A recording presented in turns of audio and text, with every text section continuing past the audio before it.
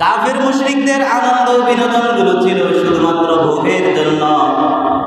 আর ইসলাম আমাদেরকে আমাদের এই ঈদের আনন্দকে মানবতা, আধ্যাত্মিকতা, সামাজিকতার সাথে সমন্বিত করে এই দুটি দিবস আমাদেরকে দিয়েছে। তাদের আনন্দ উদযাপন মানে হলো ভোগ করা, বিলাস করা, উল্লাস করা।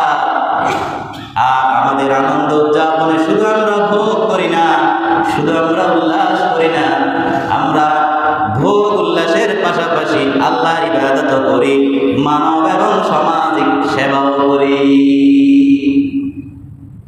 আমাদের উদযাপনটা হলো মানবিক, আমাদের উদযাপনটা হলো সামাজিক, আমাদের উদযাপনটা হলো আধ্যাত্মিক।